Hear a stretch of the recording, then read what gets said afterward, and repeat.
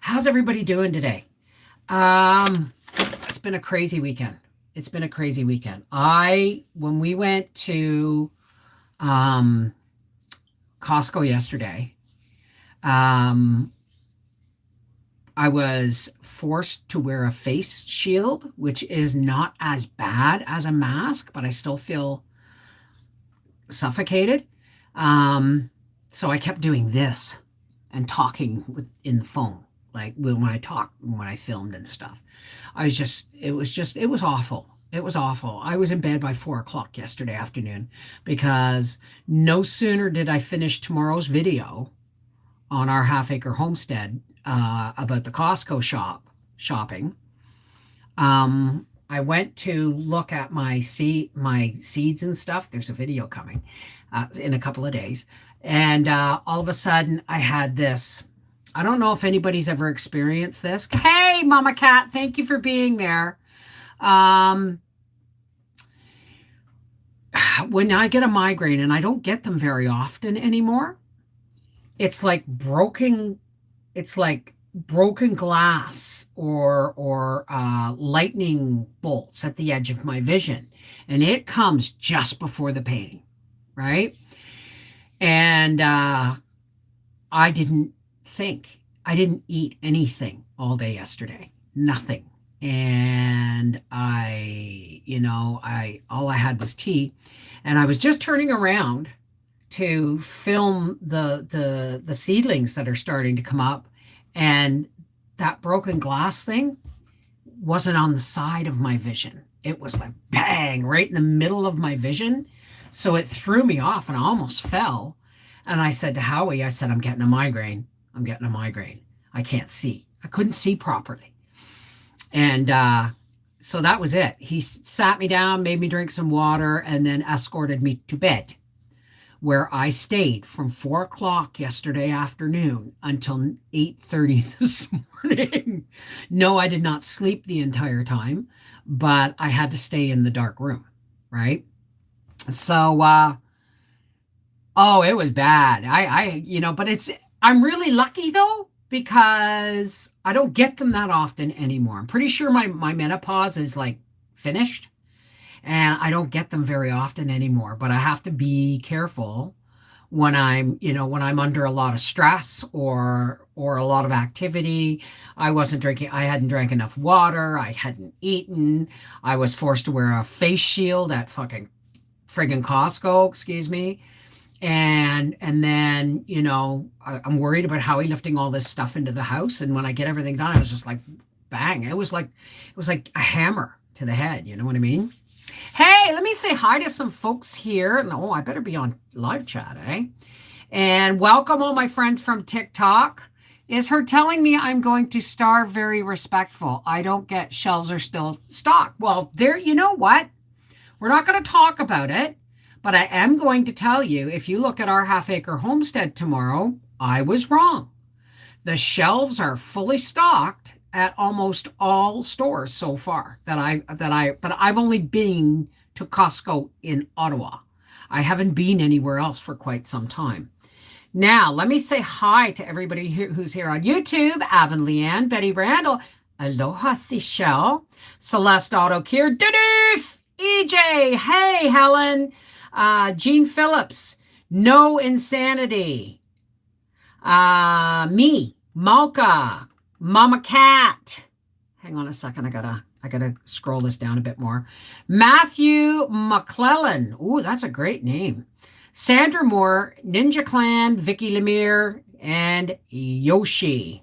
How's everybody doing? Okay, let me scroll this back down and open my chat up again. So she admitted it. I got it on screen. Well, there you go. Hey, guess what? Not everybody's right all the time. Least of all me. I don't pretend to know everything. I just said that the last time a convoy like this happened with truckers and a shutdown, the Texas grocery shelves were empty in 3 days. I wasn't telling you it was going to happen. I was saying you be prepared Full stop. So, hey, so how's everybody doing today? You're going to see a lot of things changing around in the office this week. If now, God willing, that fibro doesn't kick in and kick the crap out of me. But I'm going to be, if you notice, my sewing machine is not in here. And you know what that means? It means the seed starting has begun. The babies are growing. The light cage is going up today. Hot damn, it's coming today. Tonight. Hot damn, it's coming tonight. Free reading for the first person on YouTube chat to tell me what movie that came from. Since I live an hour from a store, I buy in bulk. Well, that makes sense. Woohoo, Jacqueline, that's good to hear. I know, and it's starting. It's starting, Seashell. And you know what else? I was gifted this. And I got to tell you, this is one of those scientific things. And I do believe this is like $300, okay? But it's a pendant to help me fight off negative electromagnetic frequencies or bad frequencies or something. I drive as slowly as I could and become a moving roadblock. Well, the problem with that is that's breaking the law, right? Because here on our main highway, like the 401 and the 417, it's a minimum of 60 kilometers an hour, not miles, and a maximum of 100. So you have to stay in between that, or you could get a ticket, and another one, and another one, and another one, right? Hey, Bev, sorry I didn't mean to start out complaining. What did you say? No notification that you were live. I posted it on Facebook. Against my better judgment. And I posted it almost an hour ago. So thank you for the hearts. Am I missing chat over here? No? Okay. Just checking. So anyway, electromagnetic waves are real. They can feel that. Well, the thing is I'm sitting here. I've got a laptop, 2 phones, and a desktop. Those little salt lamps aren't going to do enough. You know what I mean? And so this was sent to me, and it's called, you can Google it. It's called a Q-Link SRT-3, a Q-Link. And I'm going to tell you something. I don't feel any different, but when I woke up at 8:30 this morning, hey, Stephen, how are you, darling? When I woke up this morning at 8:30, I didn't want to get out of bed. I had been in there for like 16 hours, and I have what I like to call a migraine hangover. When you get a really bad migraine, the next day is kind of like being hungover. You're totally drained of energy. You totally, everything's like in a fog. It's like being in a fibro fog, and you have no energy, and you just drag your butt around, right? So I was putting away groceries a little bit at a time because we put away what had to be put away, and I'm still putting away things like toilet paper and stuff because I want to clean my pantry. And I saw this on the table, and I went, oh, right. So I just put it on and wasn't thinking. And the next thing you know, my fogginess is gone.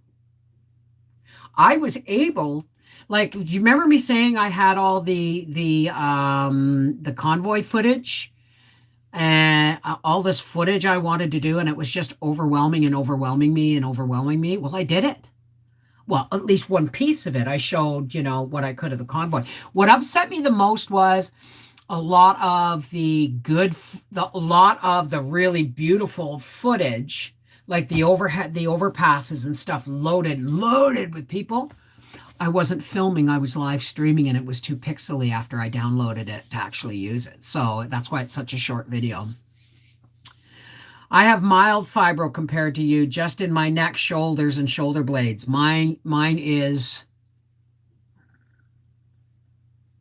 everywhere. Just about mid-calf up, pretty much.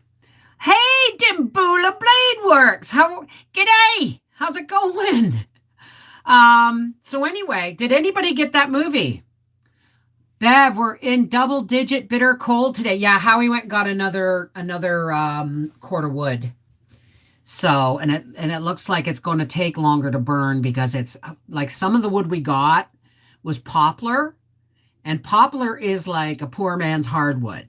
It doesn't burn as fast as, say, spruce, and it makes a nice hot fire, but it burns much faster than, say, maple or birch or oak, right? Hey, Mary Beth, how are you, darling? Anyway, Avon Leanne guessed a Christmas story. Oh, Avon Leanne. Okay. Yes, you were right. Thank you.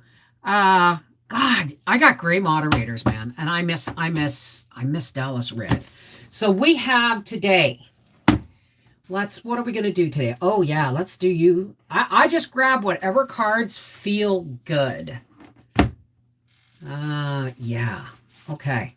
I have Avon Leanne. I have Soul's Journey. I have The Universe Has Your Back. I have the Energy Oracle cards. And I have the Gaia cards. Now what I'm going to do, ouch. The heck did I just... Oh, I need a new desk chair, man. I'm going to get one of these days, but I got to get some more lights for my... I just can't throw this away. Okay, I have 2 other brand new smudges. I just cannot throw this away. I'm just picking it apart because it's too, to me, it's too sacred. It's too sacred. Not to use it all as much as you can. So,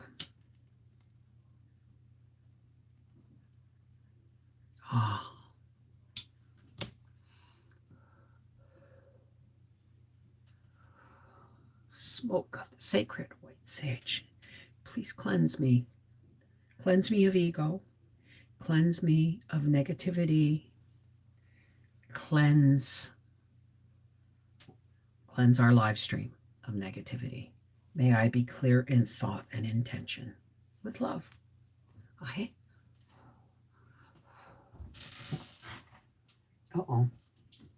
Now that the string broke. There we go. I'm going to have to sift through my sand soon. Yes, that's dried white sage. The sage, you can burn any sage, but white sage is the sacred sage. That's why I buy it, right? You actually shouldn't buy it, but it came in the kit with my abalone shell and everything. So I'm growing sage now. Real native, like not real native. What am I going to say? Indigenous people really don't use sage as an herb. It's too sacred. I'm more, colonized than that. I cook with herb sage. So you're welcome. You're welcome. Okay, so Avon Leanne, did you pick a deck? Soul's Journey, Universe Has Your Back, Energy Oracle, or Gaia? Did I miss that? Oh, okay, whichever's speaking to me. Yeah, Energy Oracle. No, it's not. Okay, the universe has your back. The universe has your back, Avon Leanne. How's everybody doing on TikTok today? Wild sage grows on your farm. Oh, that would be wonderful, wouldn't it? Wouldn't it?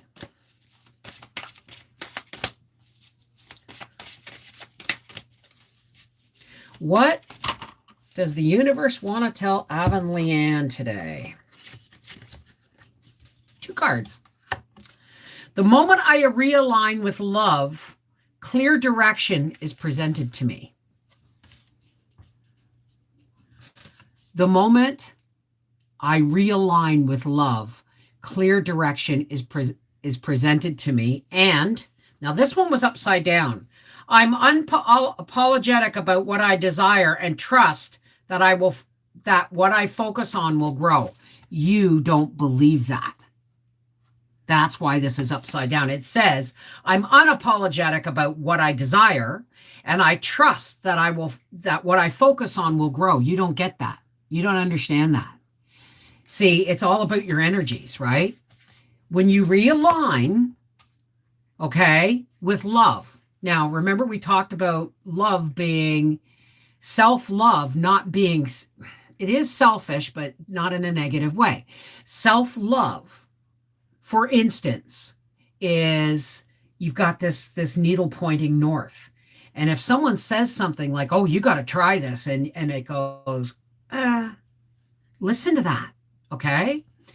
But you don't understand that that you're very close to being aligned mentally, emotionally, spiritually, not quite physically, you have some issues, but mentally, emotionally, and spiritually, you're very, very centered. You're very close to being fully aligned, but you don't understand that being aligned allows you to focus on the things that you need, not need, the things that support your journey.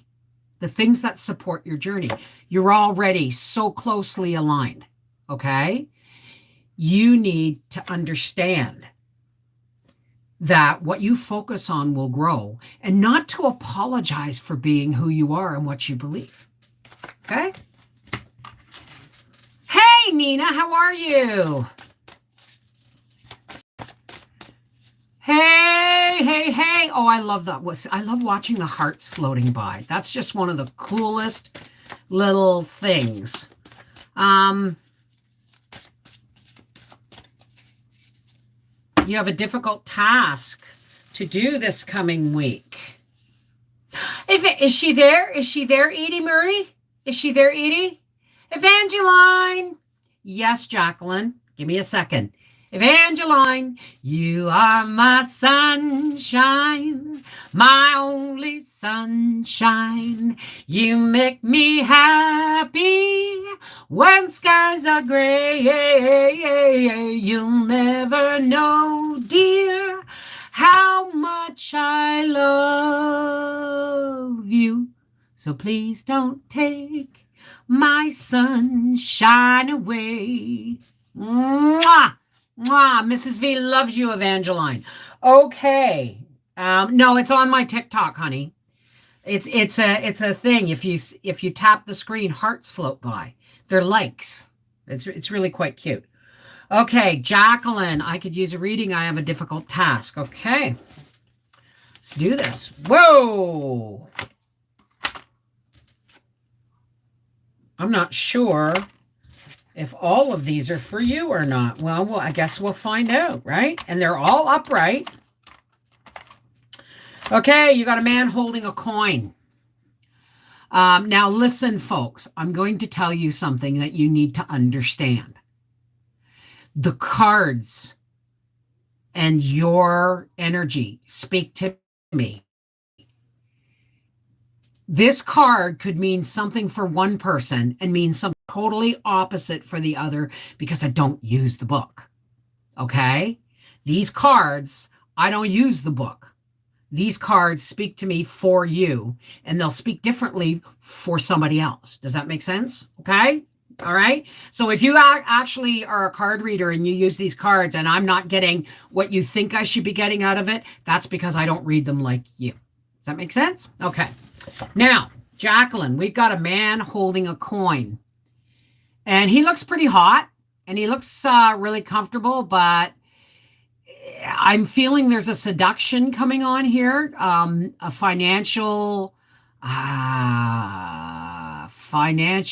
venture somebody's asking you to get into. Double check the references. It's slick. Have some strategy. Okay, have a strategy about what you're going forward into. Have a strategy for if it turns out the way you want, and if it turns out the way you don't. Always make sure you know how you're going to handle whatever comes. So do yourself a favor and play out both sides. Because if you don't listen to the fast sell, or at least do your research and then come up with a strategy, when you do that, if you make sure you cross all your I's, no, sorry, migraine fog. Make sure you dot all your I's and cross all your T's. Have an exit strategy as well as an entry strategy, if that's maybe what I'm trying to say. And then what will come of that, if you listen to yourself, do some critical thinking and common sense, I'm seeing abundance, blossoming abundance. Now, blossoming abundance, what I'm getting from this is what you sow, so shall you reap. So however well you handle this is how this is going to blossom. And it's not going to be immediate, but it is going to blossom and grow if you do it correctly. And this is the garden and the gate. Now, what I'm getting from this at this moment is you're going to do everything right. If you do everything correctly, you have an entry and an exit strategy, and your abundance begins to blossom. You end up with a garden. And see that gate? That gate is to protect your investment. I have no idea if that meant anything at all to you, but that's what I got. She's twirling like a ballerina. Who's Caden? I'm loaded in burden with mortgage. Who isn't, sweetheart? This past 2 years should have made a significant dent in our debt load, which isn't really, really bad. It's been worse, but I mean, it should have made a significant dent in our workload, in our debt load. But I had some pandemic PTSD, didn't do our taxes for a couple of years.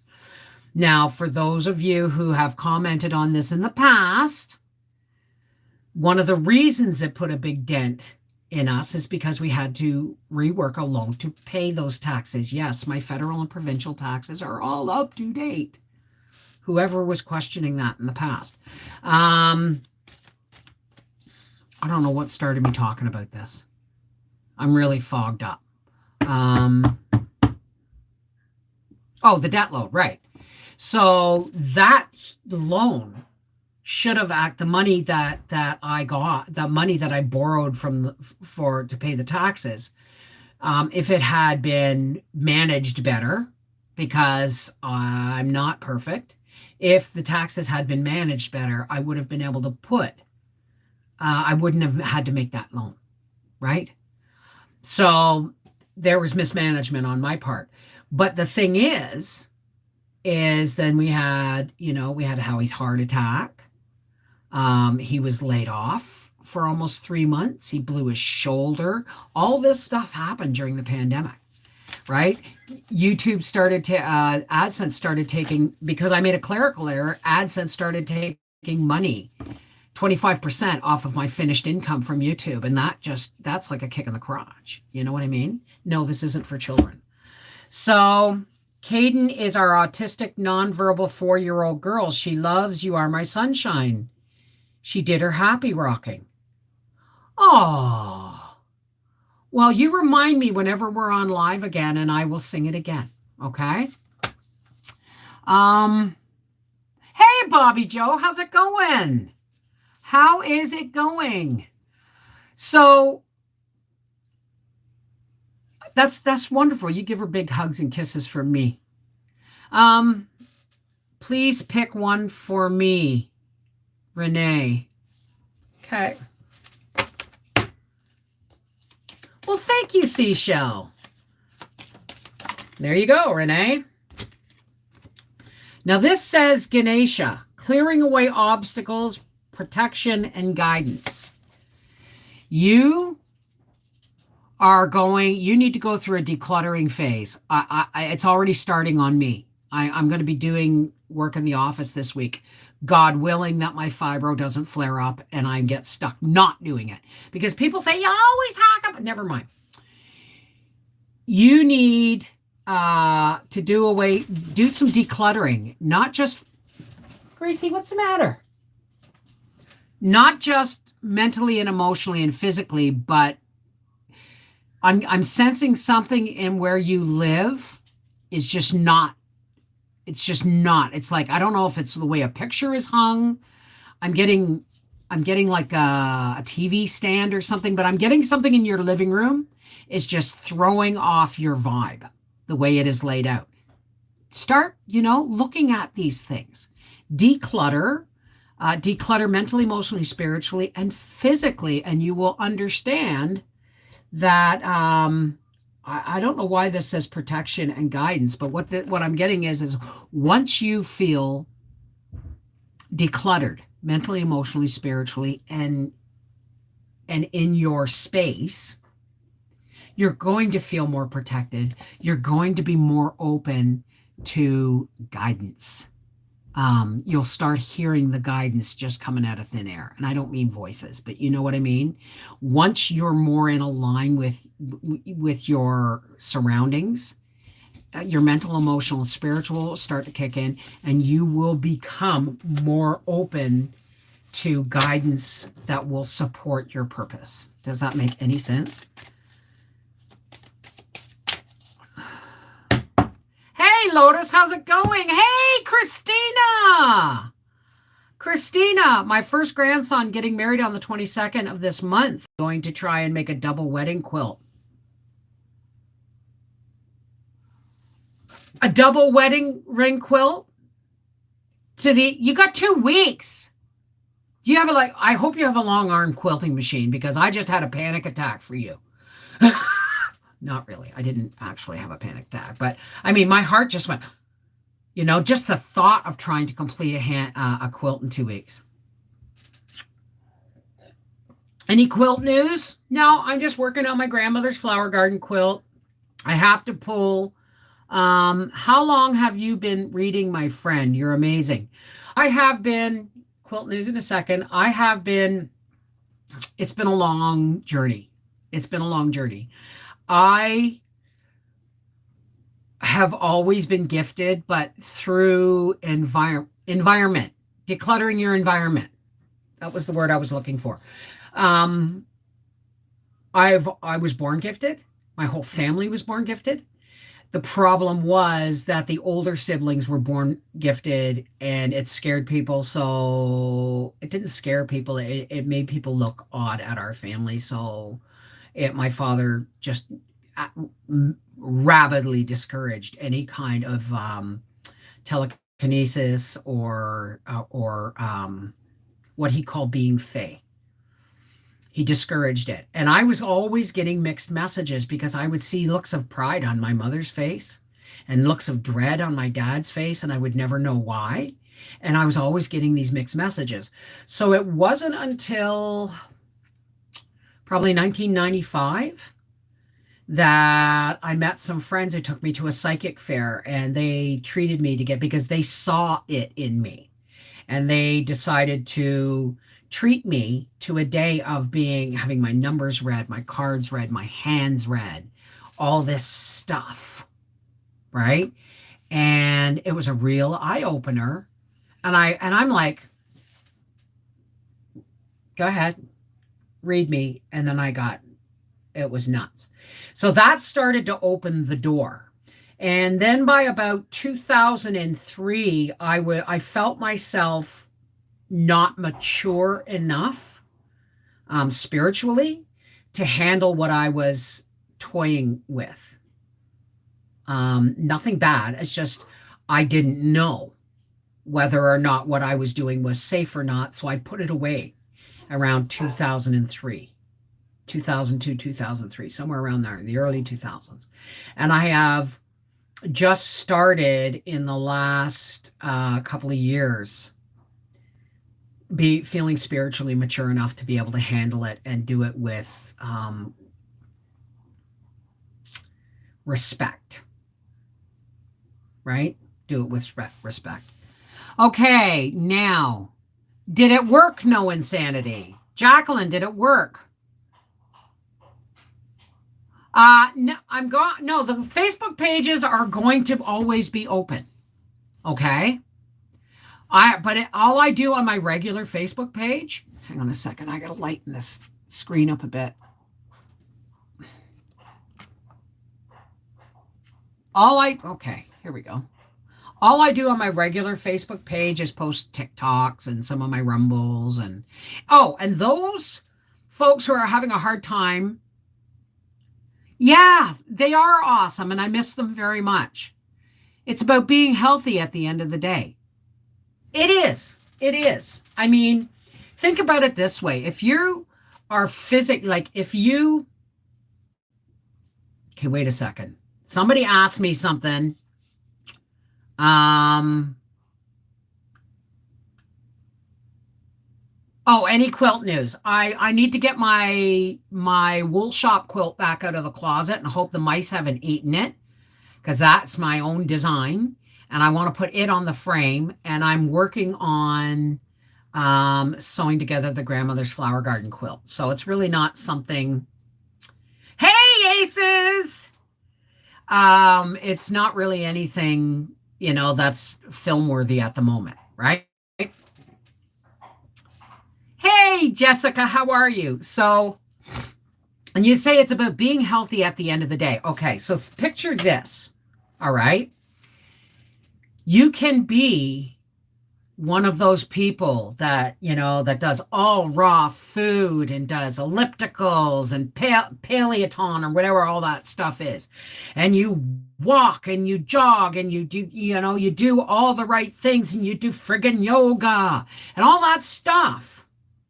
But if you're not mentally, emotionally, and spiritually aligned, you're only treating, and that, I guess the yoga would help with that. But if you're only just eating healthy and being physically healthy, but you're not doing anything to improve your spiritual mindset, your spiritual, your mental, emotional, and spiritual health, then you're always going to be at a disadvantage, health-wise.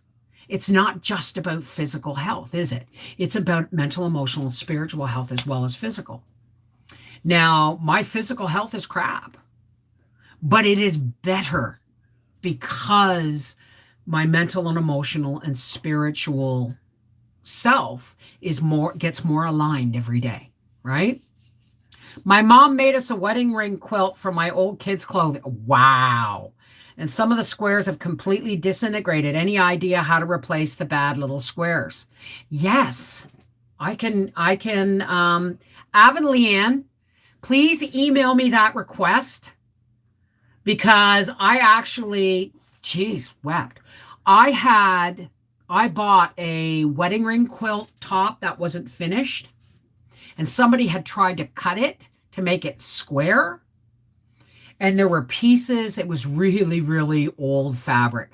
And there were pieces that were disintegrated. So the part that they had cut off, I used and took pieces out and sewed them in. And I can show you how to do that one of these days. All right. I will write it on a list. But email me that, okay? Because you can replace the fabrics. It just takes patience and a quilting hoop, which I'm not sure I still have. Not sure if I think mine got broken. So partial completion of your being. Yes, that's a good way of putting it. That's an excellent way of putting it. Is you're lopsided. You're lopsided. So if you, like I said, you could be, you could be on a raw food, plant-based diet, and you could be doing juicing, and you could be, exercising, and you could be in a triathlon, Olympic runner. You know what I mean? But if you are not looking after the rest of you, people have a tendency to think of mental, emotional, and spiritual and physical as all different, and they're not. They're all part of who you are. And if you're not treating them all with the same respect and love, then you're not going to be balanced at all, right? I mean, you can feel days of balance when you're content and everything's going right. But you really sometimes, there's somebody out there that needs to hear this. You need to fix your ego.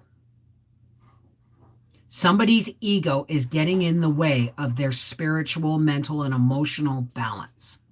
I don't know who that is, but this seems to be a person who never will admit when they're wrong.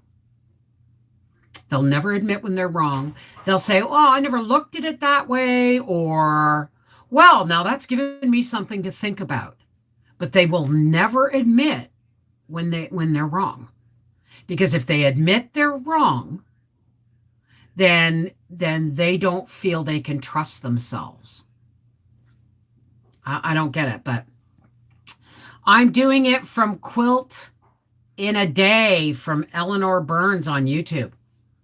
Holy crap. Really? Wow. Well, thank you for the likes. I love watching the hearts flow by. It's not letting me like my own video. There it is. I guess not, eh? So, hi, Angie Mac. Watching the protests, enjoying them greatly. Well, like I said, I got my, here, I'll give it to you because not everybody can find me on Rumble. I've got my, here we go. Let me just get this copy. And here is one. And I say one because I have a lot more footage. I'm not sure if it's going to make it or not. And not all of this footage in this video is mine. I borrowed the drone footage from the Freedom Convoy website. It was given out on Facebook. And I borrowed some video footage of the party downtown from TikTok because I couldn't get downtown. I couldn't walk that far. I just got done making our fancy family dinner for tomorrow. Stuffed pork loin, mashed potatoes with cream gravy, butternut squash, mini cheesecakes, lemon or strawberry. What's going on tomorrow, Laura? Am I missing something on the calendar? Oh, Valentine's. That shows you that for somebody who loves hearts so much, shows you how much I think of Valentine's Day, right? Bev, I sent you what you asked for. Thank you, Joe. That means later, okay? Or tomorrow when things are quiet, we'll have a good long gab. Is that okay? What am I making for Valentine's Day dinner? Howie! What do you want for Valentine's Day dinner?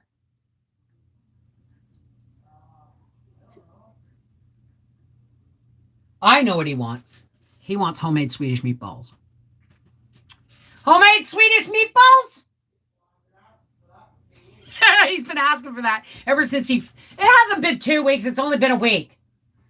Ever since he fixed my pasta roller, I said, I've got to make, but I mean, I've been seeds. Have you built my cage yet? Never mind. I want to film you doing it. Sorry for yelling. Yeah, I'm going to, now that he's put my pasta roller, well, thank you. That's my cloud bank. And, yeah, the downstairs is not something I can do.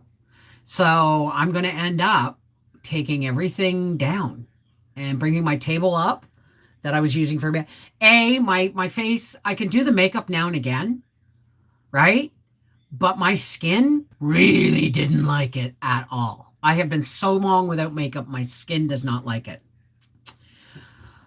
Avon Leanne, we have been stocking up on supplies. Well, I had to go over my Costco list because I thought $695.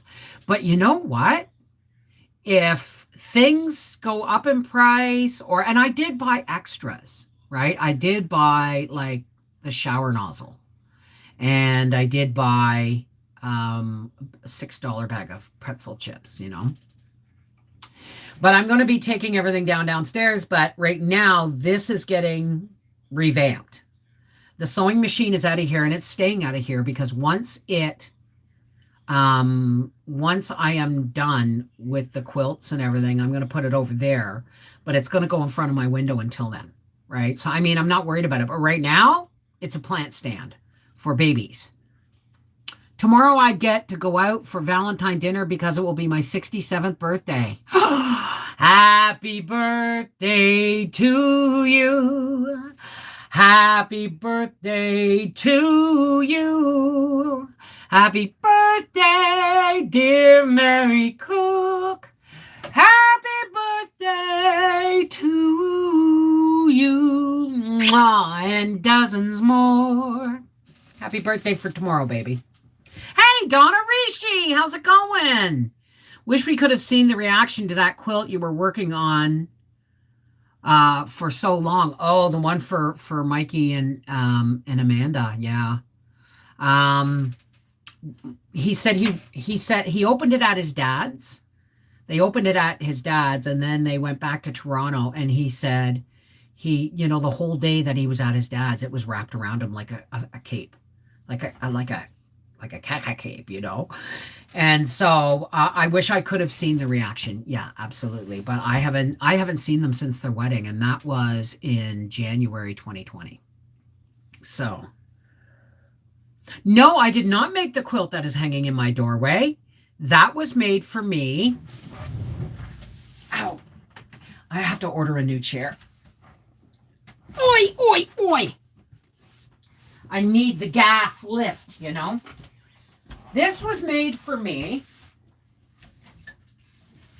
by a YouTube friend, Terry.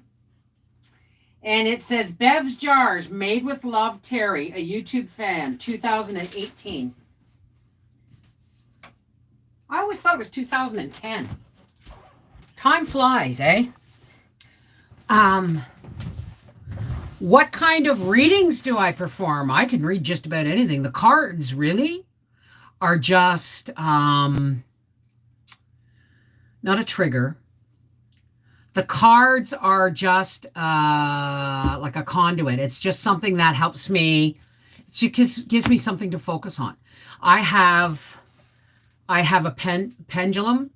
I have divining rods. Yes and no divining rods, but mostly cards speak to me the most. So because I get more out of the cards, because the pendulum will do yes, no, maybe, never, right? And the divining rods only do yes or no, right? So cards give me more in depth. So take care, Rodney.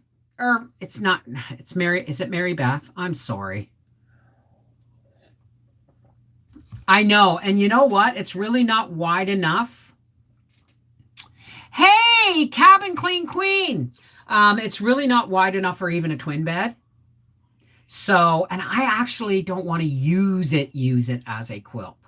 So in the wintertime, it's on my door here. And in the summertime, it's on my door in the bedroom.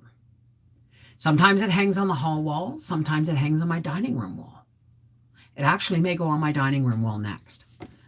So, Rider Waite deck. The tarot cards? No, I haven't done those in years. Because I know if I started, would you pull a card for me, my friend? I need a name. Is it Nikki? Oh, the real Nikki. Okay, Nikki.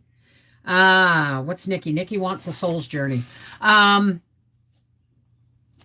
have tarot cards. I've been given tarot cards. Ow. I'm going to see if that wants another word there. No, that was a slip. I have tarot cards, but my problem is this. I'm still relatively rusty at doing this. It's been a long time. And tarot cards there's like a way people read them with things and stuff. And I would read them like I read these, not using the official what they mean, but what I'm getting from them. And that would probably piss off a lot of people. So I haven't even broke them out of the box yet. Nikki, happiness. I am aware that being happy means that I am on the right path. Now, Nikki, you are aware that being happy means you're on the right path. Why aren't you supporting that with your actions? You are doing something, not doing something. You're in the middle of something that's poking holes in your happiness boat, and you're about to sink. So please, please, please become more aware that your happiness, when you're happy, life is good. But you need to understand that happiness isn't necessarily material possessions, great relationships, all those things, help. But your happiness, you're giving your happiness to everybody else, and you're not looking after it yourself. Stop pouring yourself down in a bottomless pit for other people.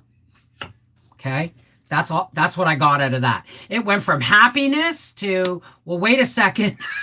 I hope that made sense. I hope that made sense, Nikki. Nick. Okay. I thought if I ever had another daughter, I'd name her Sunrisa. Oh, that's beautiful. Sunrisa or Sunrise? I hear sunrise, right? Nick. Okay, so it made sense. All right. Hopefully they will be put into their place and back off. I don't blame you for not wanting to. Love it in Washington. I'm not sure I was reading that for me. We're having homemade French. Oh, so somebody asked me what we're having for, Valentine's dinner. Well, that means I'm going to have to get out the pasta maker and start making noodles. So that'll probably be a video because I found a great way to do it. I mix the dough in the small KitchenAid, and I put the pasta roller on the big KitchenAid. And then when I roll it and it's done rolling, then it goes right through the noodle cutter on the small KitchenAid. So I'll be making noodles tomorrow. I'm going to show you how I do that. But you've all seen me make noodles by hand, right? Me too. I forgot. I was thinking, you know why? Because my kids' birthdays are this month, and Howie's is on March 1st. So my brain is, I ordered Howie a mug. Can you hear me? Can you hear me? I got you, Malka. It's just the best I've ever seen and would love to have one just like it. You know what? One of these days, if I ever get my shit together and I have everything done, maybe I'll make one and have a giveaway, but we'll see. Yeah, my son's is this week. Arthur's is this week. Briar's is, Arthur's is on Wednesday and Briar's is on Sunday. And Mel's is on March 8th and Howie's is on March 1st. And we usually have a family birthday weekend, and we haven't done it in a couple of years. So I'm really praying that things are just going to end with all this shit. Now, I know it doesn't matter if all the mandates, if all the restrictions were dropped tomorrow, it's going to take decades for people to get back to normal, mentally, emotionally, and spiritually for a lot of people. Because this has just been the worst. This has just been so badly handled that people are damaged, mentally, emotionally, and spiritually damaged. I'm not good at making quilts, but I can sure make braided rugs. Well, there you go. Mine is March 6th, and my sister's is March 3rd. Yeah. So, hey, Nick. It's Nicholas. Well, thank you. We signed a new lease for a year, but upper management all changed at work, so I don't know if I will be promoted or forced out. Oh my God. That has been exhausting working through it as well. I bet. You know what? It's all gonna, it's when this is all past, I really hope we can have our family birthdays again. Because I'm January, my boys are February, and Howie and Mel are March. So we usually have a big birthday weekend. And it's not a big birthday weekend. It's not like, we have cake and all that stuff, but we do, right? But we basically what we do is we have lots of good food, like like lasagna and chips and stuff, and we play a lot of board games. Not traditional board games. We play things like I forget, they're like card games, where you add different sentences and put them together, like Meatloaf the Man and Meatloaf the Meal. You know what I mean? I long for normalcy in every aspect of life, whatever that is. Well, honey, guess what? I got news for you, Joe. Today is normal. Today is all we have. So you may long for it, but you're wasting energy. I understand that. But if we're longing for something that is gone, okay, we can have fond memories, but the actual aching longing is not healthy, because all we have is right here, right now. What would Janis Joplin say? Tomorrow never happens, man. It's all the same day. Today. There is no tomorrow. Okay? It's like the little girl in the Anne of Green Gables novels who lived in Tomorrowland, right? Because once you get to tomorrow, it's already today. Tomorrow never happens. Well, that's what we do. That's what we would do because, Arthur and Melt live 4 hours away. Right? But we haven't had one in a couple of years. And it's been really sad. It's been really draining emotionally. Except that I look forward to life not getting back to any sense of normal, but being grateful for each day. Being grateful for the fact that I woke up with a headache this morning and not a migraine. Right? Being grateful for the fact that, my husband knows what to do when I get hit between the eyes with a bad migraine. You know what I mean? That I'm grateful that, we were able to get another cord of wood, and it's good, solid, dry hardwood. And I'm grateful that I was able to go, Howie, you should be having a coffee break. Because for some reason, he's piling the one cord of wood, and I'm in my brain the last time he did wood, and it was like 4 cords. And it's like, Howie, take a break, Howie, take a break, Howie, take a break. But he came in, he said, yeah, I'll have a coffee in a minute. And he came in, and I said, you didn't do it all, did you? And he said, yeah, that was only 1 cord. And I paced myself. So it's like gratitude is an action word, isn't it? Gratitude is an action word. Not having to think about the rules and expectations that others have put on us would be nice. Hi, Andrew. How are you? Blessings from Yorkshire. I'm emotional when I watch the patriotic Canadians show their strength. Did you get my video from Rumble? I sent you it in your email. And did I put it up here? Did I even put it up here? Let's see if I put it up here. I can't remember. So I'll just do it again. So, I mean,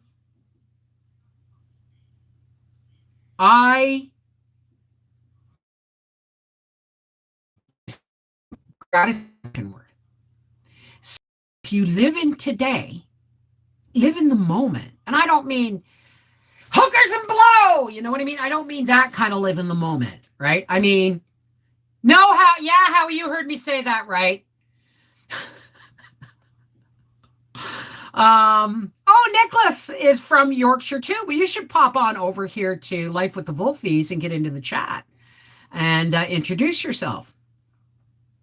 Oh, really, Andrew? Well, thank you. So if you look at it this way and you can live in today, okay, you're really doing something amazing. Did you know that? Because anybody can fight the battles of just one day, right?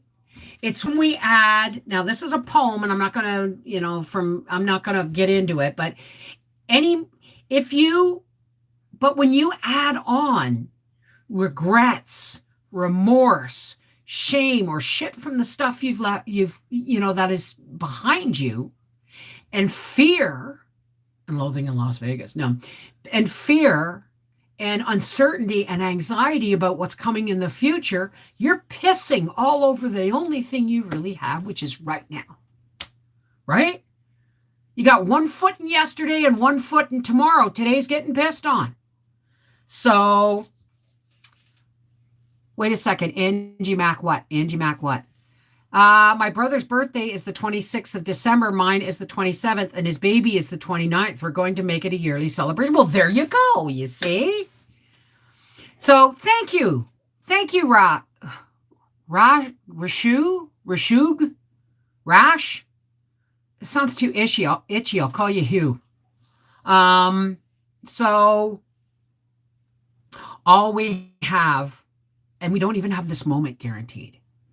When my father dropped dead of a heart attack at the age of 49, he just happened to be, now a lot of my YouTube family already knows this story, but he was standing at the emergency room reception desk because he had phoned his doctor and said, I don't know if I'm taking these pills properly. Am I supposed to take them all at once because they don't seem to be working? And the doctor said, and we had a doctor that would swear like a trucker, not like a trucker, like a longshoreman. Okay. And am I Muslim? Why would I be Muslim? I'm not anything.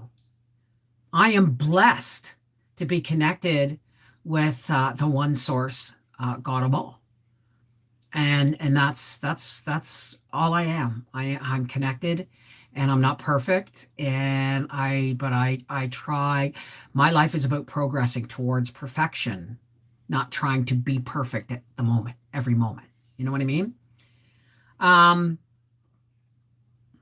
What was I talking about? I got distracted. Maybe this 2 live streams going at the same time is not necessarily a good thing. But yeah, the birthday celebration all at once was a yearly thing I look forward to as much as Christmas, because there isn't a lot of preparation. It's just a fun weekend, right? Yeah, there's no such thing as, but if you can really live in the moment or live in the day, when you drop the shame and remorse and guilt of your past. Now, I'm not saying don't atone for things you need to atone for. I'm just saying it's useless energy and it's dragging you down.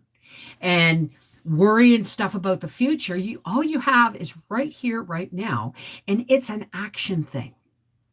So like I said, I was grateful we were able to get a piece of wood, get a cord of wood that will help us get through. I was, I'm grateful that my husband's alive, right? That's what I was talking about, my dad. My dad had phoned the doctor, and the doctor said, what are your symptoms? And he said, I feel like an elephant sitting on my chest. He said, get to the hospital, Bob, you're having a bloody heart attack. And that's me cleaning up the language. Okay. And so my dad sent my brother down the street, or he phoned my Uncle Jim down the street, because we had a lot of family living on our street. And it's funny, he phoned different uncles for different injuries. But he phoned my Uncle Jim and said, I got to go to the hospital, have some tests, and I can you give me a lift? And Uncle Jim said, sure, right? So when he came in, my father was a gentleman, okay? He may have been blue collar, but he was blue blood. He had, he was a gentleman, right? And so when my Uncle Jim came, my dad said, well, do you want to have a cup of tea before we go? And Uncle Jim said, yeah, sure. And this is where I learned how to handle the men in my family, which I don't handle anymore. I just don't handle them. I just deal with them. There's a difference. My brother Billy walked very quietly up to Uncle Jim, and without my dad hearing, he said, Uncle Jim, the doctor thinks Dad's having a heart attack. He needs to go now. And my Uncle Jim said, you know what, Bob? Let's go and get these tests over and done with. We'll have a cup of tea after. Dad said, all right, let's go. Now, my father was standing in the emergency room handing his OHIP card, which is an Ontario Hospitalization Insurance Plan thing. I don't know if it still exists or not. He was handing it to the receptionist when he dropped dead on the floor. Boom. It took them 20 to 25 minutes to bring my father back and hold him there. Now, when my father woke up, now this is where I get living today. Okay? My father had worked like 29 years for the Toronto Hydro as a light repairman, up and down ladders, terrified of heights. But he did it because he says you do a lot of things when you got kids to feed, right? You'll push your fear back. But he said, the doctor said to him, so are you going to go back to work? Or do you want me to sign you some disability papers? Or you can take your Canada pension now and with a slight disability, and then you'll get a full disability pension when you reach retirement age. I don't know what the thing was. But my dad said, can you guarantee me 5 years? And the doctor started laughing. He said, I can't guarantee you 5 minutes. You dropped dead. You dropped dead. We worked on you for 25 minutes to bring you back. I can't guarantee you 5 minutes. And Dad said, well, then sign the papers. I got an 11-year-old daughter and a 13-year-old son. I want to see, I need to see my 11-year-old daughter hit 16. I just need to hit my daughter to hit 16. And then I'll welcome whatever happens. My dad passed away when I was 38. That was truly living in the moment. Now, yeah, he didn't ask for guarantees. He just said, I will do whatever I have to do day to day to make sure my baby reaches maturity. My dad had 5 kids and I was the baby. So you can make all the plans in the world, but don't put too much stock in them because it's kind of like having, hey, Matthew Garrettson, how are you, darling? It's kind of like having fibromyalgia. All right? I'm planning on spending between now and Thursday, which is our next public live stream, reorganizing this office. Bringing shit from upstairs, taking stuff downstairs, all that stuff, putting light cages up and babies and lights. But I have no guarantee that when I wake up tomorrow morning that I'm not going to be ground to a halt by fibromyalgia or depression or arthritis pain. So what I have right here, right now, is I have this moment with you guys. Hey, Connor, I have this moment with you guys at this little bit of time. And so I choose to work in gratitude and just share myself with you. Right? So that's kind of all there is to it. And yeah, I broke my ring light. I have another one downstairs. I'll bring it up. Rodney died at the hospital on the 27th, COVID pneumonia. One day in the hospital, he got up the next morning and his heart stopped and they couldn't get him back. Oh, honey. Is it Mary Beth? Please remind me of your name again. Because it's really hard looking at the name Rodney Graham knowing the person's dead. Well, no, not dead. Moved on. Well, thank you, Nicholas. Did you ever have your surgery? What surgery? You mean the surgery that they were going to fix my nether regions? No. The doctors were all in the know. I had an MRI. I had a CAT scan. I had a internal ultrasound, and they all came back with different results. So the ultrasound was the one that said, there's nothing there. You know why? Because of COVID, right? They figure if it gets bad enough, I'll go back later when everything's back to normal. But I was just shuffled along. I guarantee it. So I no longer choose to identify as having pelvic issues. I just, I deal with it as it comes up. Mary Beth. Okay, Mary Beth. Hang on a second.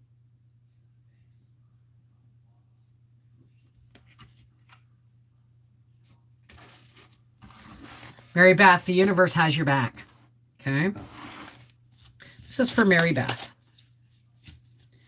And Mary Beth is grieving. And listen, sweetheart, don't ever let anybody tell you not to grieve. Grief is a very needed part of life.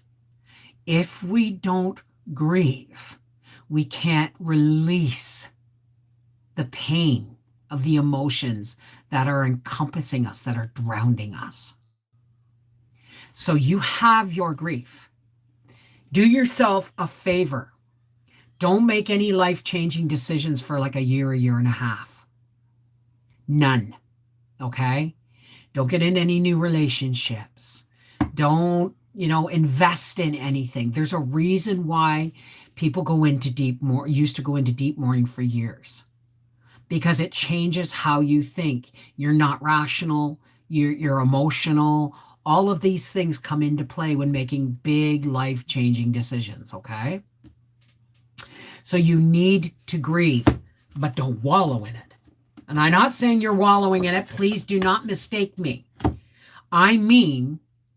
What I mean is when the grief starts to ease. Now, this is really raw shit, okay? And the first year is the worst. I'm thinking you're saying 27th of December was this year, right? This year, the 27th of December? Like this December just passed? So what I want to say is, yes, I'm actually, Matthew, I'm doing much more internal, mental, emotional, and spiritual work. What I want to say to you is, the first year is the worst year. Everything is going to be an anniversary of something. Your first Christmas without your love. Your first birthday without your love. Your first sunset without your love. Your first bubble bath without your love. Your first meeting your a new grandchild without your love. All of these things are going to happen in that first year. It's a year of firsts, okay, honey? So what you need to do is you need to be kind to yourself. You need to give yourself permission not to make any life-changing decisions. You need to give yourself permission to grieve. All right? And after that first year, if you try and push it down for the sake of everybody else, you're just delaying the process and damaging yourself and making the process harder for yourself later on. So you know what? The only way out of it is through. So you're going to go through the first, right, darling? You're going to go through all of these things and you're going to journal, talk to somebody, talk to nobody. Listen to music, watch all the old movies and cry, eat all your favorite foods, do whatever it is you have to get through that first year. And the magic happens after that. Because then the memories that used to make you cry no longer make you cry, darling. They'll make you smile. It will be a sad smile at first.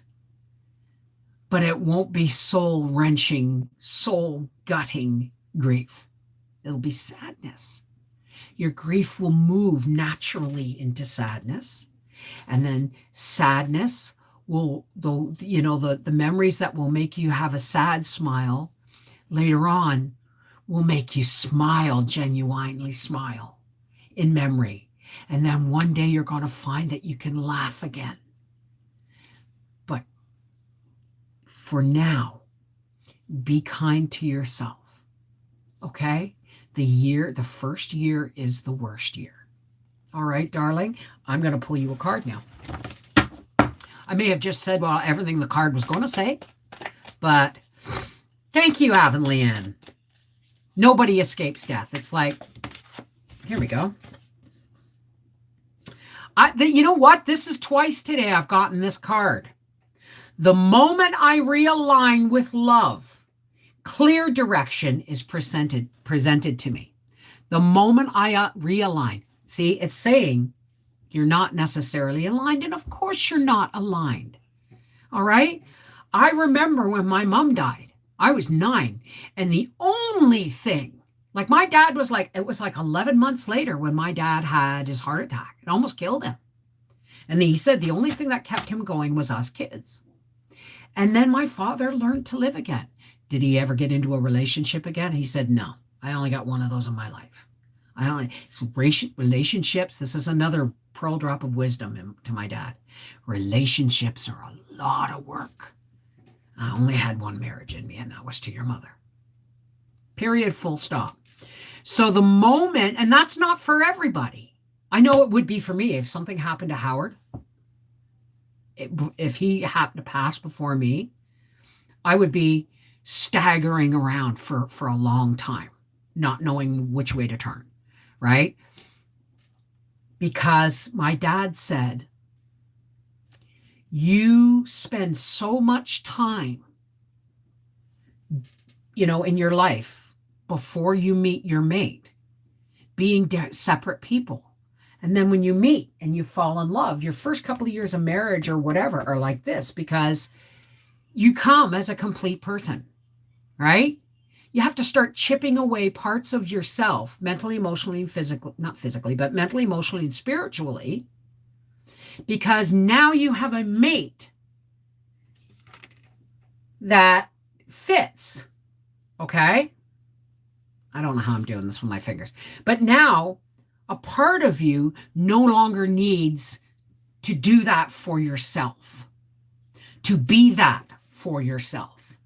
You now have a mate who will take that burden from you, and you will begin to take burdens and do things. For instance, Howie goes to work every day. I go to work every day, but Howie goes to work every day, right? I manage the bills. I have always managed the bills. Not always very well, but better than he can.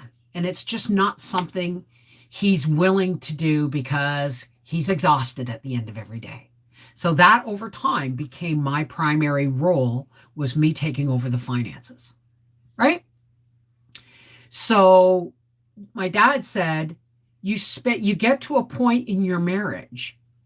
He said, we were married, I think they were married 22 years. Wow, I've been married longer than my mom and dad. Wow.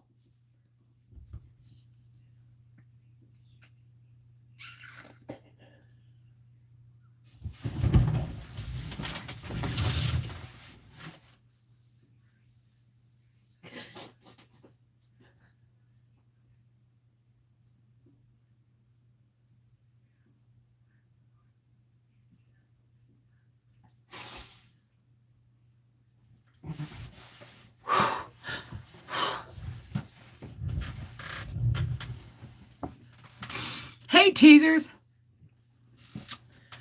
I'm sorry. That's one of those things that hits you when you least expect it. You get blindsided by life sometimes. See, I've always held my parents as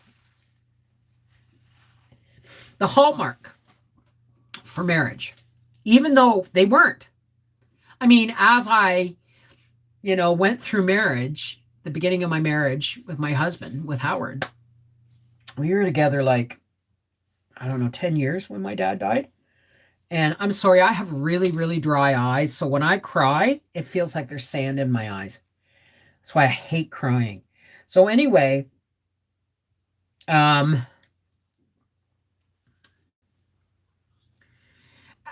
as Howie and I went along in our marriage, I would phone my dad on a regular basis and say, why didn't you and mom ever fight in front of us? Unless they were drinking and playing cards and it was, you ace my trump, you bugger. You know what I mean?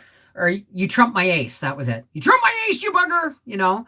Yeah, everything's fine. Everything's fine, honey.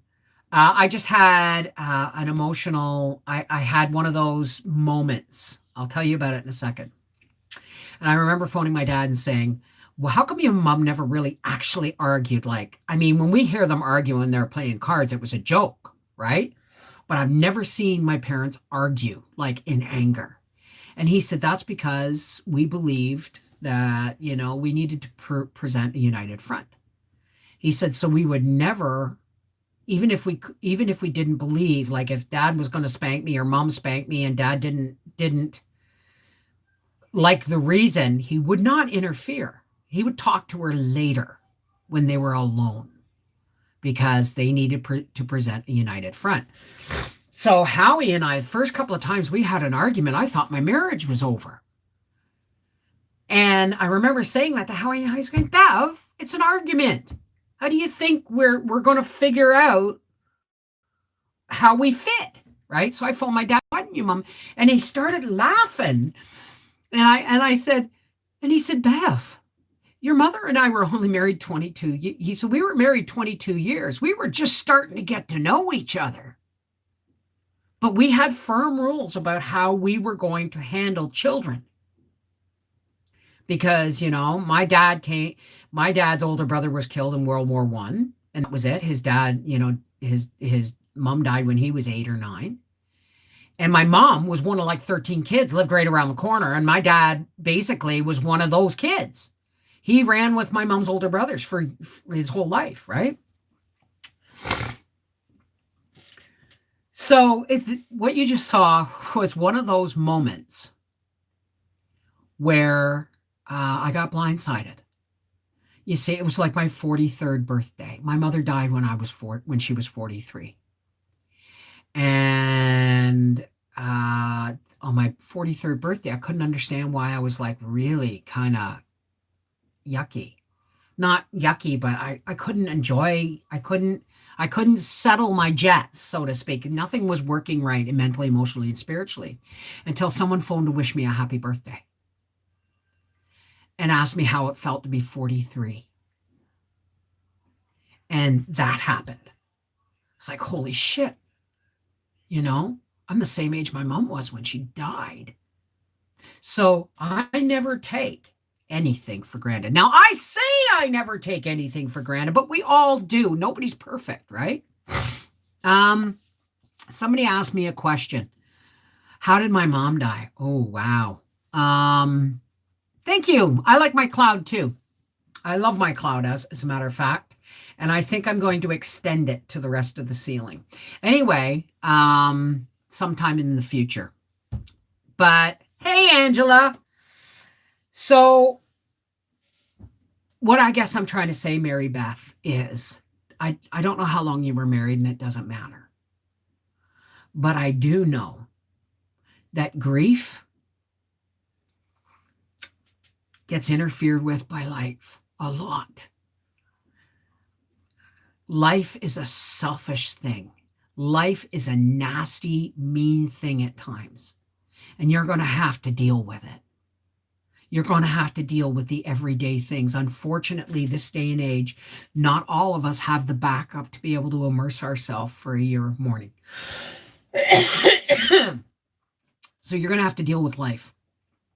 But in the meantime, remember, this is now a new part of your journey. This is now a part of your journey. And until you pass over, it's always going to be a part of your journey, but it's not always going to be painful, and it's not always going to be grief-stricken, and it's not even always going to be sad. Okay? That's what you need to know. That's what you need to hold on to. Oh, wow. I'm getting a headache. Hang on. I've kind of had it all day. My Valentine's Day. Oh, baby. know that they never leave. They may cross over. Like when my father died, I got to see how it happened. I wasn't with him, but I got to see it later on in a gift from God, the Creator. Okay. I got to witness it after the fact. And it was very beautiful. Okay. But know that after 35 years, honey, he never really will leave you. Okay? He'll go on with you. You'll find yourself asking him questions and you will hear the answer in your head in his voice. Do you know why? Because you've given so much to each other that some of it stays behind. It's not just memories. You know how he would respond. So you consult him. There's nothing wrong with that. You're not crazy.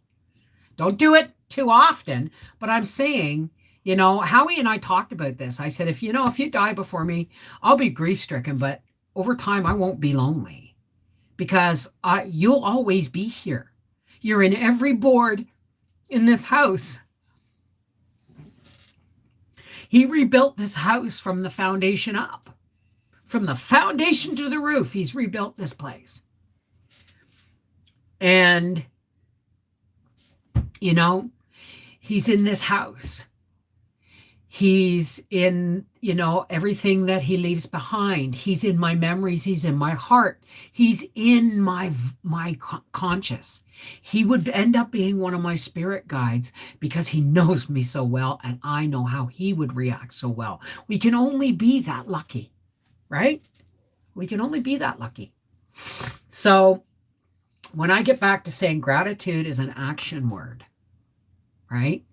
Like somebody said to me recently in comments, I really love how you love your husband.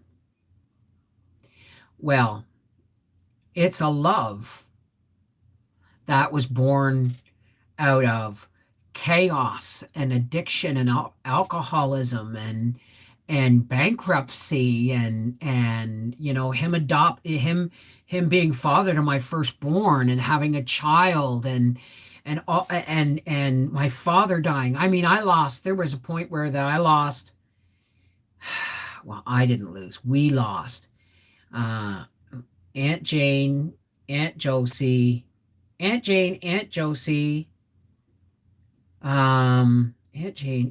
Toots, Aunt Josie, Aunt Jane, Uncle Joe, and my dad all in like a 6-year span. Arguing is causing me stress at the moment. My guy is volatile. Well, just kind of not violent, just kind of explosive. He then feels bad and acts worse, but I think he's starting to get that it doesn't mean I'm going to leave. Wow, Kel. You watch that, okay? Don't be a martyr to love. If it gets to the point where you don't feel safe, then booter cooter. I mean that. There is just some things that no matter how much you love somebody, there are just lines you get that you can't cross. I know we all say we'll be together forever, but Howie raised his fist to me once. Now, I've whacked him a couple of times before I was on, mood depression meds and stuff because I was all over the place for a long time. But he's never hit me. He raised his fist to me once when we were first together, and he came home drunk, and I was going to stay at my sister's for the weekend, and he thought he could stop me. And I went in the hallway and I said, get out of my way. I got a toddler with me standing beside me. And this hand came up and I said, you do it. You go right ahead. But you make sure I don't get up. Because if I do, I'll kill you. And no matter and he was really drunk.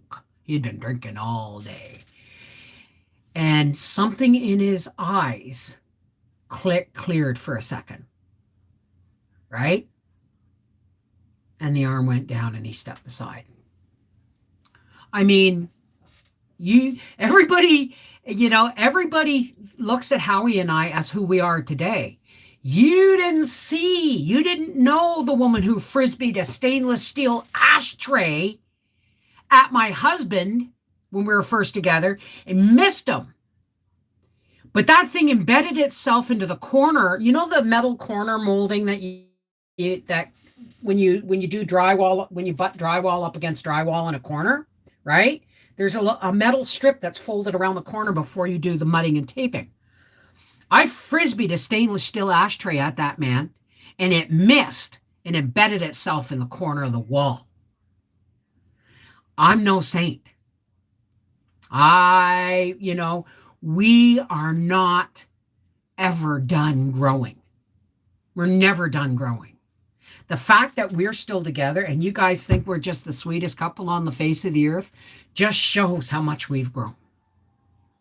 Gratitude is an action word. Love is an action word. It's, shouldn't you take a break, sweetheart, and have a cup of coffee or a glass of water? It's, what time do you want supper, dear? Or what time, what would you like for supper, dear?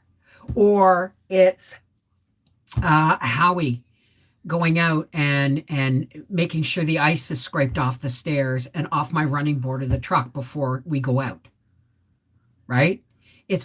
It's a million and one things. This is a joke. It's why I stay single. Well, maybe you're meant to be single, darling. You may think of this as a joke, but it's not a joke to me. If it's a joke to you, then it's not for you, is it? Right? So what you see today is over 30 years of work, chipping away at the parts we no longer need because the other person fulfills them. Chipping apart old ideologies. I remember my parents didn't know how to be married when they first got married. All they had was what was represented by them from their parents. All we can hope for is that each generation, well, good for you. I'm glad you're 33 years single. The best you can hope for is that every single day you find a reason to smile and think of your partner in a loving way, right? I have to check on dinner. I'll be right back. Oi! Oh, I'll be right back.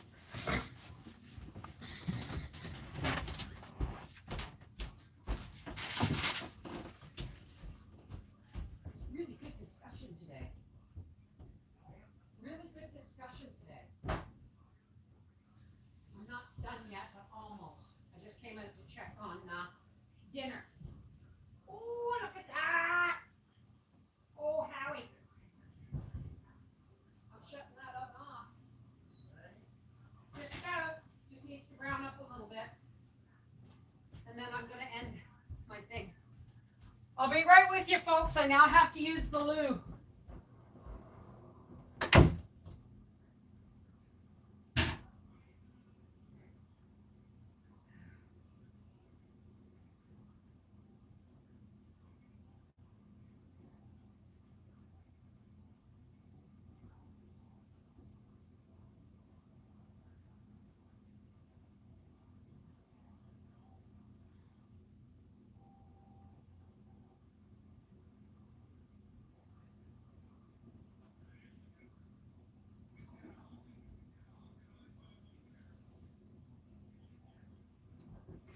Thanks for bringing that stuff up, dear. Just for future reference, if you're going to wash your blankets or anything in the future, that, because there's no central agitator, just dumping stuff in doesn't work. That's why it gets all caught up and gets unbalanced and shit. It's got to be like this. You got to pack it around the side walls. Okay. Well, thank you, dear.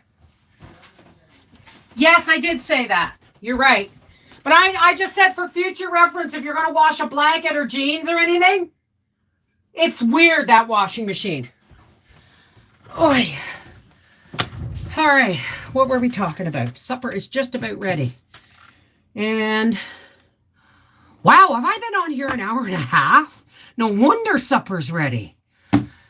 Anyway, so can you share how you saw your dad after his passing? Oh, wow. This is about grief.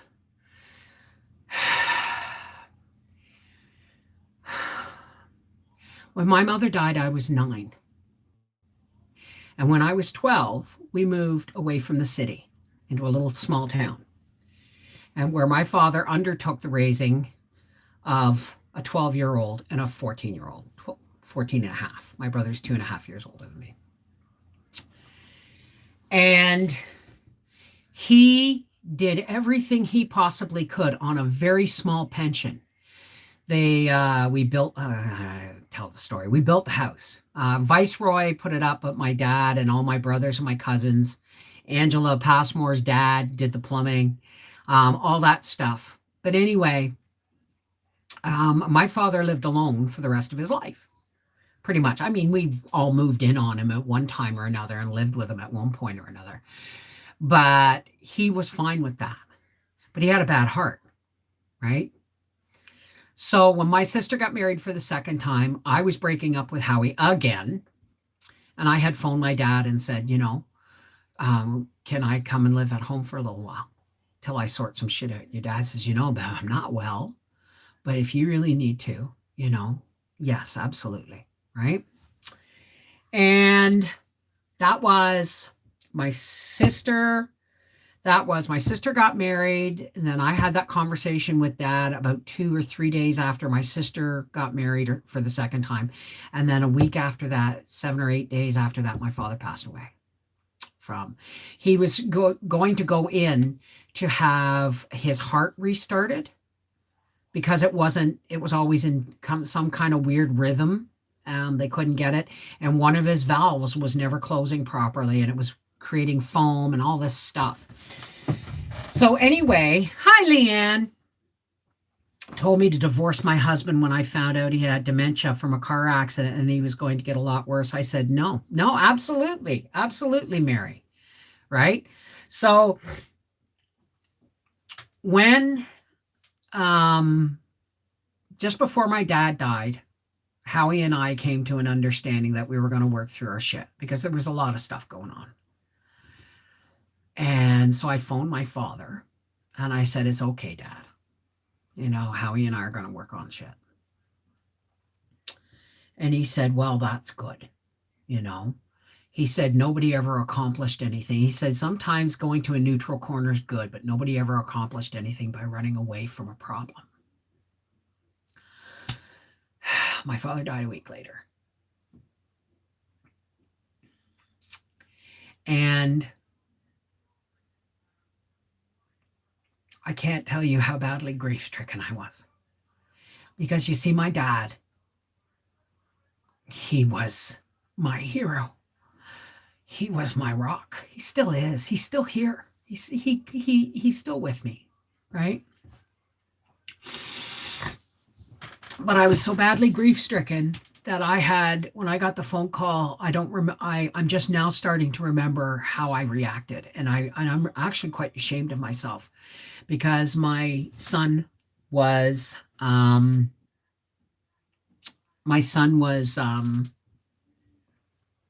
I can't even remember how old my kids were.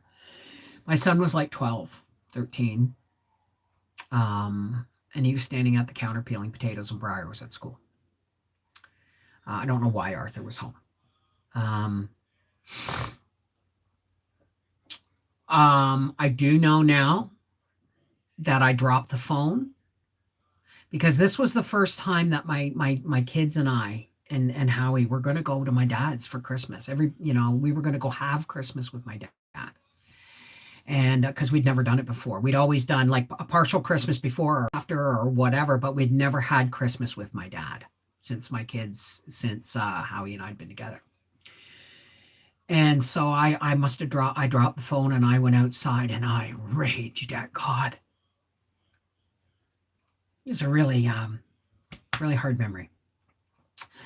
And this was 22 years ago. Wow. My parents were married 22 years and I'm just doing this now. It's 22. I got to look at the numbers. It's 22, 22, 22 is coming up in my head. Anyway, apparently I ran outside and raged at God. Why couldn't he let us have a Christmas with the kids? Why, and what I didn't understand is my pain was so bad that apparently I walked up to the hydro pole and banged my head off of it like 3 or 4 times. Anything to stop the pain. And Howie came out, like, I guess Howie picked up the phone and talked to, it was my sister, and talked to my sister. And she said, I don't know what the conversation was, but he came outside. And I remember it was raining. And it was November 10th, 2000. And I was like, I must have stunned myself or something, because he's walking me back into the house and my legs keep collapsing. And I'm like, why are my legs not working? Like I would go from like, to, wait a minute, like cold clarity for a second. Why aren't my legs working? I just was not capable of understanding anything in that moment. Anyway, and we were 3 years sober at the time. Anyway, I was still smoking too, thank goodness, because I needed a cigarette then. But that night when Howie and I went to bed, I from the moment I got the news until the moment God gave me some grace, I couldn't breathe properly. It was like I couldn't get a full breath. Hang on a second. Did you ever notice that you go into, when you reliving a traumatic memory, you actually go into the state you were in? Not fully, but I was having problems breathing here for a second. So we were laying in bed that night. And Howie said, just try and get some rest. And he fell asleep like he does. He falls asleep before I even roll over. I mean, it's one of those things I just envy about him, Anyway, I remember laying in bed and not being able to breathe. And I stopped. And I did the drunk's prayer. A drunk's prayer is, no matter what you believe, the drunk's prayer is, God help me. And I said, God, how am I ever going to breathe again? How am I ever going to be there for my children? How am I going to be there for my husband? How am I going to do anything again in this massive pain? I can't even breathe.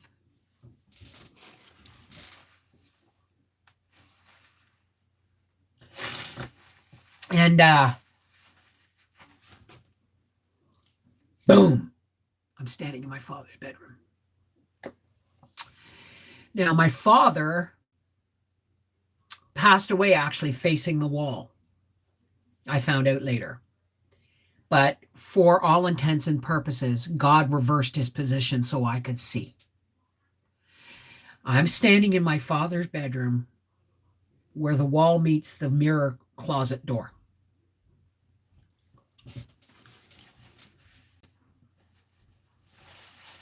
It was a long time before I could actually share this. Okay. You can help yourself, baby. Just stick not your finger, but stick a fork down inside. Okay. All right. I'm not going to be much longer, honey. Hey, Infinity. So I'm standing in the corner of my father's bedroom because my father died in the early morning. And this is about, 12, 14 hours later. And I'm transported, and I'm standing in my dad's bedroom with my back to the corner, and I'm looking at his bed. And there is my father in his natural sleeping position, which is very similar to what I used to sleep like till I blew my shoulders. But he was laying on his side, one arm kind of coming out under the pillow. And I went, oh, and there he was. He was just lying there. And he would take a breath. And he would take a breath and he would stop. Like, he would breathe and the covers would rise. And then it started to slow down. And then it just stopped. And I'm standing there going, wow, that was really peaceful. And then all of a sudden, it kind of reminds me of the lightning flashes I get when I have a migraine. It was like all of a sudden the bed sunk, he sunk into the bed a little bit more, just a little bit. Like it was almost like a settling, but not a big one, just like a quarter inch, half inch. He just kind of settled into the bed like he gained weight, right? A little bit of weight or something. And I'm going, oh, now isn't that interesting? I didn't know. Maybe maybe you do. I don't know, but I'm like, I'm like the analytical side of my brain's going, first it's like, that's really peaceful. And then I'm going, oh, wow, I never knew that happened. So, hi, Crafty. So, but what happened next changed my life. Just about an inch or two above think of the outline of his body under the blankets and laying on his side, okay? And an inch or two above him, a little kind of crack happened in the air. And a beam of light came out, like a searchlight, like that. And then all of a sudden, the crack started to spread down the length of his body, and some more searchlights came out, right? And then the crack disappeared, and a ball of light was there. Brightest light I've ever seen. It was about the size of a golf ball. And it was just like hovering there for a second, about 3 feet above my dad's body. And I swear to you, as I live and breathe, you could feel the air vibrated with the emotion, with the energy of this ball of light. And it was like, wow, whew, wow, am I ever glad to be free? What do I do? And then it was like, it rose up and it went once around the room like a whoopee, and went bang right through a wall. Everything was silent. But it left a trail of like fairy dust or something, right? It just went right through a wall. And what I got was absolute, unadulterated, unrestricted joy. Absolute joy. He was no longer in a body with a failing heart. He was no longer alone without his mate. His kids were all grown. He'd seen his last grandchild born, and he was free. Free. And I went, wow, thank you, God. And I elbowed Howie. And I said, wake up, wake up. And he goes, what, right? And I told him, I said, guess what I just saw? I just saw Dad die. And he goes, what?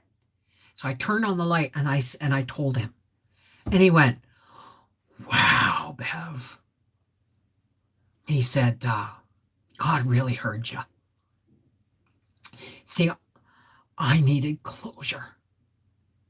Now, I know that's a really simple word, but I couldn't breathe until I understood that my father was free. He was free, and he had places to go. Now, is he still here? Yes, he pops in all the time.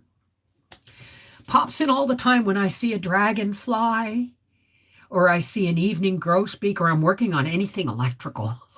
This is my dad, you know? So at that moment, I was still in pain. Yes. I was sad.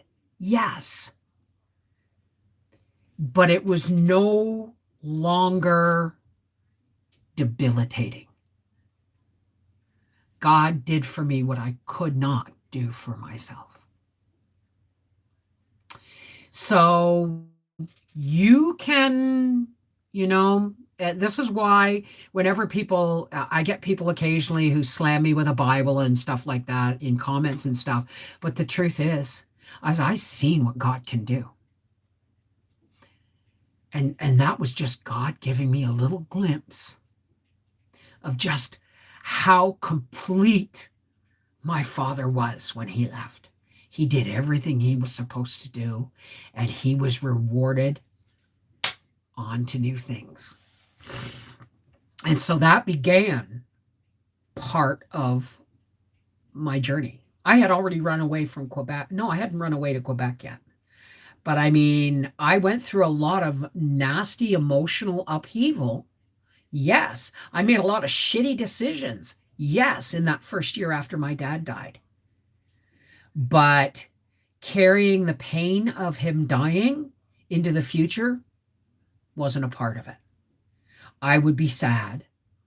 I would hurt. I would have pain. But I knew then that death wasn't the end and that I was going to be okay. And I would see him again. Right? That's right. Exactly. So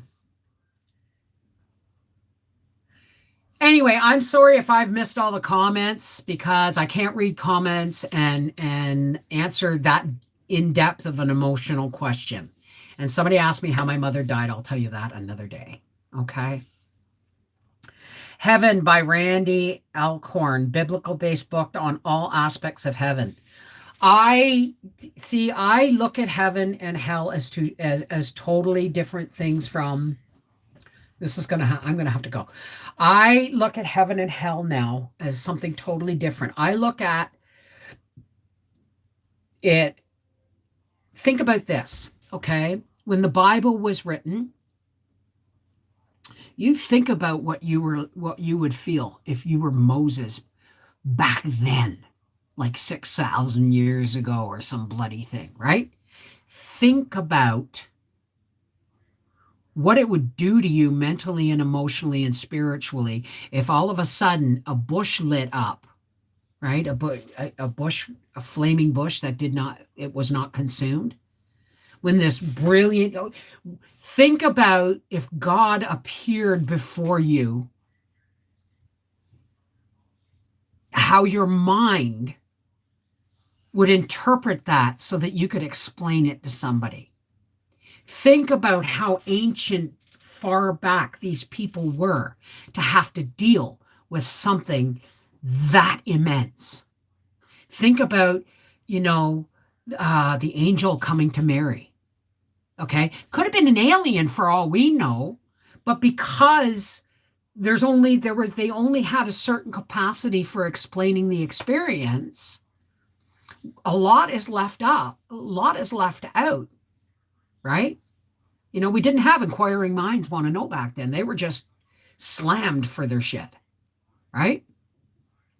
So that carries on into this day. Whenever we share a part of our ideas on how life and the celestial bodies and the heavenly host and all these things work, everybody is different.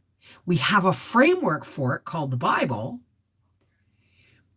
but it's something's lost in the interpretation. So when I think of heaven, I don't think of heaven the way anybody else does. Nobody does. I now look at heaven as maybe what earth would be if man had never interfered. If man had actually learned to live as a part of the planet and not use it as a tool or something to be raped. and natural resources and all that stuff. I look at the earth. I look at heaven as what the earth would be if we had never been here. You know what I mean? So I look at heaven and hell as something completely different than in the biblical sense. All right? Because people only know what they've been told and what they've been shown by God. Right? And the moment you try and interpret that, it becomes fallible because we are human and we are fallible, right? Well, the thing is, yeah, how are you that? Why do you think it would say, don't be afraid? Right? Why do you think? It must have been just terrifying, right? I don't think these people were more advanced than what we think.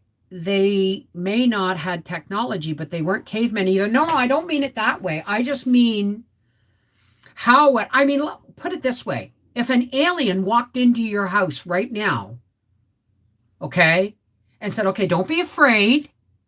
I'm here to give you a message. How would you actually deal with that shit? And would anybody believe you?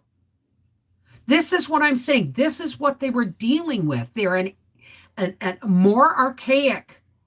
They didn't have a lot of technology. There wasn't telephones. There was no Family Feud. There was no cell phones or internet or even books were not. Back then, books were not for everyday people.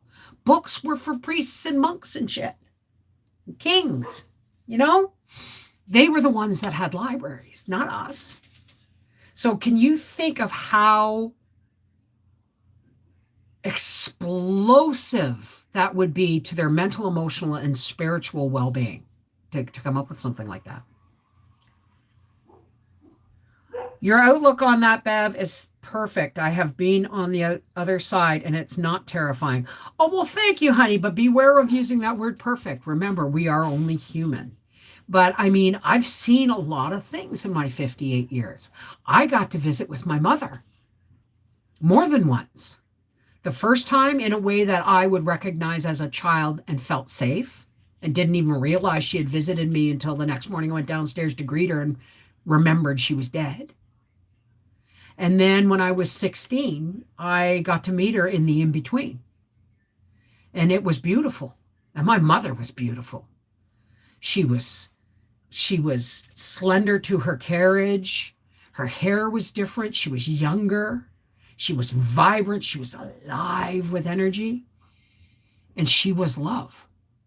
So, I mean, all we have is our experience and what our connection with God, the source of life, the creator of all, to help us make sense of it.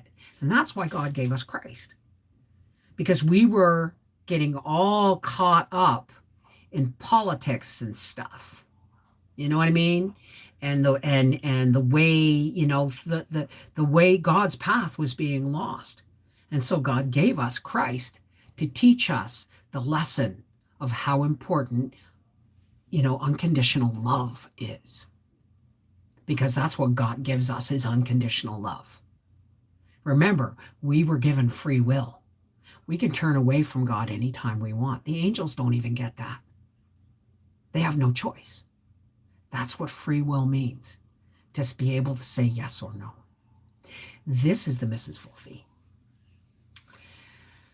From Life with the Wolfie, saying, I've been on here for almost 2 hours. I want to say thank you for joining me. And thank you for making me comfortable enough. There was a time when I couldn't share this kind of stuff with anybody, except my husband. And sometimes not even him, because he would look at me weird. But now I'm at a place in my life where I don't carry the weight of other people's opinion. Okay, yeah, I get pissed off sometimes at other people's opinions when they come out in the comments and shit like that. But that makes me human, right? But I no longer carry. I get them, the weight, other people's opinions, but I no longer carry the weight of other people's opinions. My life and my journey is mine and mine alone. the fact that you let me share it with you is a wonderful thing. All right.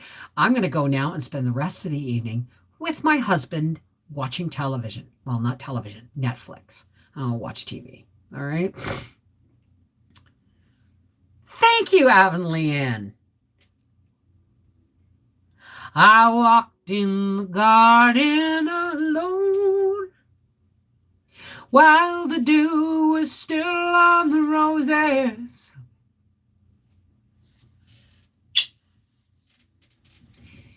And he walked with me. Take care. God bless.